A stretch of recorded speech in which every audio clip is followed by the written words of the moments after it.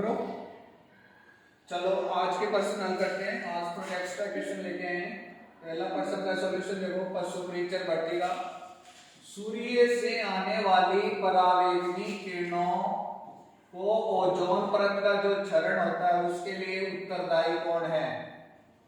तो मुख्य जो उत्तरदायी है यहाँ पर वो CFC गैस होती है जिसको क्लोरोफ्लोरोकार्बन बोलते हैं। फ्रियोन भी इसी के अंदर आता है, लेकिन फ्रियोन में भी फ्रियोन 12 या फ्रियोन 112 ऐसे अलग है, लेकिन मुख्य जो है वो CFC है। मुख्य पूछा है, बाकी तो ये सब जिम्मेदार है, तो ये भी नहीं होगा, ये भी नहीं होगा। आजकल गवर्नमेंट ने इसको प्रतिबंधित कर रखा है। अगला प्रश्न, रक्त दाब BP मापने का यंत्र है। बैरोमीटर नहीं होता, वायुदाब मापी है। थर्मामीटर नहीं होता, तापमान मापता है। स्फेग्नोमेनोमीटर होता है, ये वायुदाब मापी है। ओडोमीटर नहीं होता, ये मोटरसाइकिलों में जो घड़ी लगी होती है वो दूरी मापती है, स्पीड मापती है। राइट आंसर है स्फेग्नोमेनोमीटर। अति अम्लता का उपचार करने के लिए कौन सी औषधि अपन काम में लेते हैं? मतलब जो एसिडिटी हो जाती है पेट के अंदर, उसके लिए हम कौन सी औषधि काम में लेंगे? एंटीबायोटिक नहीं खाते, सिर दर्द बुखार पेट दर्द इनमें खाते हैं। एनाल्जेसिक नहीं खाते, दर्द में खाते हैं। एंटीसेप्टिक नहीं खाते, ये तो खाते भी नहीं है, ये तो शरीर के बाहर लगाते हैं जैसे डिटॉल है। तो एंटासिड खाते हैं अपन। एंटासिड की जो गोलियां होती हैं वो अम्लीयता को बैठती है क्योंकि उसमें क्षारीय प्रॉपर्टी होती है। अगला प्रश्न, प्रत्येक कोशिका स्तर से उपलब्ध कार्बनिक के पदार्थ की मात्रा का कितना प्रतिशत उपभोक्ता के अगले कोशिका स्तर में जाता है? तो 5% भी नहीं जाता, 10 भी नहीं जाता, 20 भी नहीं जाता, 10% ट्रांसफर होता है एक कोशिका स्तर से दूसरे कोशिका स्तर में। बहुत अच्छा प्रश्न है इकोसिस्टम का, पारिस्थितिकी तंत्र का। इसके बाद अगला प्रश्न, फोटोसिंथेसिस में प्रकाश संश्लेषण में हरे पौधे सौर ऊर्जा का कितना प्रतिशत खाद्य ऊर्जा के रूप में अवशोषित करते हैं? ये प्रश्न अलग है, उसमें एक से दूसरे कोशिका स्तर में जाती है। इसमें सूर्य की ऊर्जा की बात कर रहा है, तो सूर्य की ऊर्जा का 1% अवशोषित करता है। 2 भी नहीं होगा, 3 भी नहीं होगा, 5 भी नहीं होगा। राइट आंसर जो है वो 1% होगा। अगला प्रश्न, विद्युत धारा उत्पन्न करने का उपकरण है। देखो मापने का नहीं है, उत्पन्न करने का। एमीटर तो मापने का होता है, मोटर का तो कोई रोल ही नहीं है। गैल्वेमीटर भी मापने का होता है, धारा मापी। इसका उत्तर होगा जनरेटर। जनरेटर 2 प्रकार के होते हैं, AC और DC, जो अपने शादियों में भी काम में लेते हैं, बड़ी बड़ी फैक्ट्रियों में काम में लेते हैं। अगला प्रश्न, मानव नेत्र में ह्यूमन आई जो है उसके अंदर निकटतम बिंदु वो होता है 25 सेंटीमीटर। 25 सेंटीमीटर के बाद अपने को धुंधला दिखाई देना शुरू कर देगा। 30 भी नहीं होता, 20 भी नहीं होता, 10 भी नहीं होता। अच्छा प्रश्न है। अगला प्रश्न देखो, दूर बिंदु कितना होता है? दूर का भी पूछ सकता है, तो 25 तो निकटतम होता है।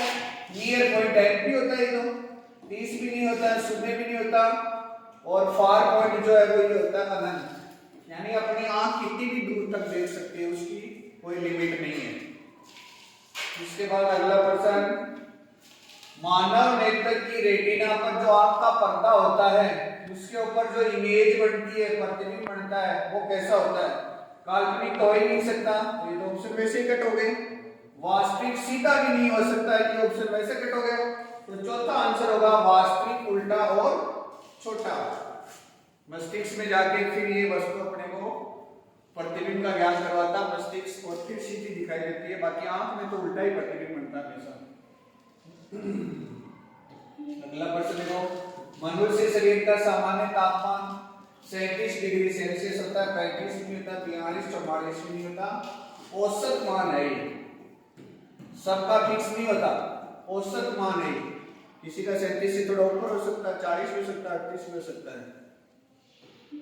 अगला प्रश्न देखो, बहुविखंडन की किस जीव में जनन होता है? बहुविखंडन से, यानी जैसे ये है, इसके टुकड़े कर दे अपन और इस टुकड़े से फिर नया जीव बन जाए, तो ऐसा प्लाज्मोडियम में होता है।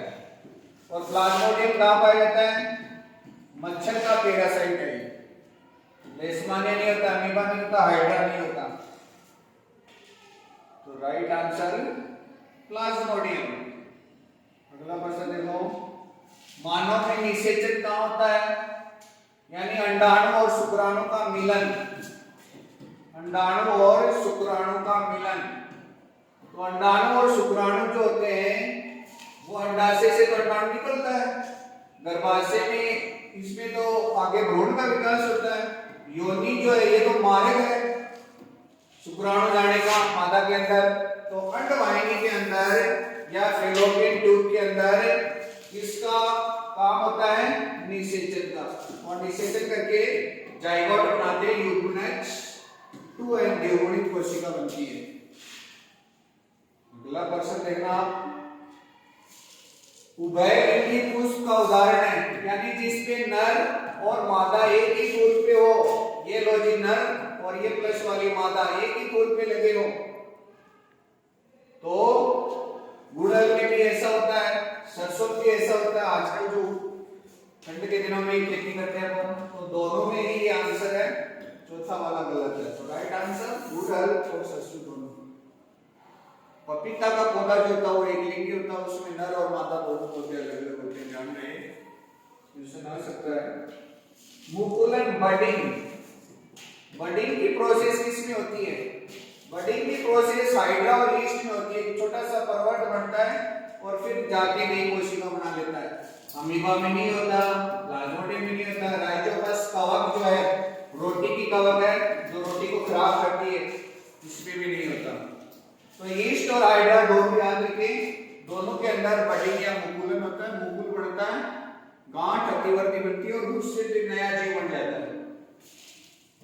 ये तो अच्छा है, डॉप्लर थर्मामीटर या क्लिनिकली थर्मामीटर की रेंज कितनी होती है? ये भी नहीं होती।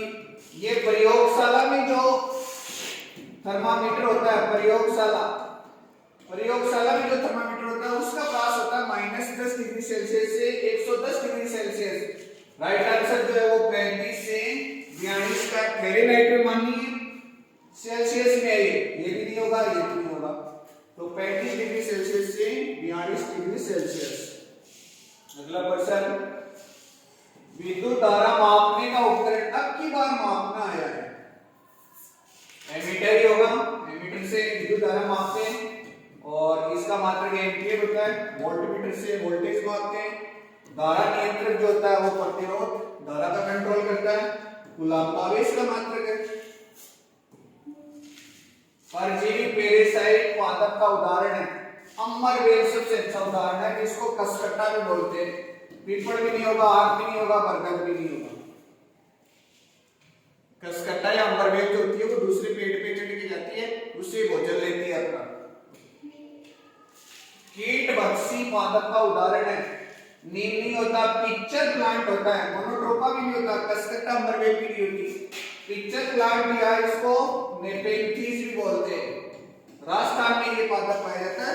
गड़ा होता है, उसमें कीट आके बैठता है, अंदर चला जाता है, पच जाता है, ढक्कन खुल जाता है उसका। कीट को ऐसे लगता है कि हम बहुत सुनहरी जगह है। निम्न में से कीट उत्पाद है। सिंपल है, लेटेक्स या रबड़ चीज बोलते हैं इसको।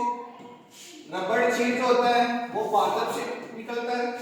शहद जो होता है वो कीट उत्पाद है, क्योंकि अपने को पता है हनी बी जो होती है, हनी बी का मतलब मधुमक्खी जो होती है वो शहद देती है। गोंद भी पादप से आता है, ऊपर से भी तो हो ही नहीं सकता। Honey bee. प्रकाश संश्लेषण का कच्चा माल क्या है? कच्चा माल, रॉ मटेरियल। रॉ मटेरियल क्या है? कच्चा माल। CO2 तो होता है लेकिन NO2 नहीं होता, तो गलत हो गया ऑप्शन। O2 नहीं होता, गलत हो गया। CO2 तो होता है। इसलिए देखो ये तो क्या है? उत्पाद है। प्रकाश संश्लेषण के बाद में ये उत्पाद प्राप्त होता है। तो कच्चा माल है CO2 और H2O, कार्बन डाइऑक्साइड और जल। लास्ट क्वेश्चन, निम्न में से जंगली जानवर है, यानी कि वाइल्ड एनिमल। वाइल्ड एनिमल कौन सा है? शेर होता है, लोमड़ी होती है, सियार गिद्दड़ होता है, बकरी नहीं होती, क्योंकि बकरी क्या होती है, पेट है। पेट वो नहीं जो आगे आ रहा है, मतलब पालतू है जिसको घरों में पाला जाता है दूध के लिए, मांस के लिए। थैंक्स, आज की क्लास में इतना ही, नेक्स्ट कल।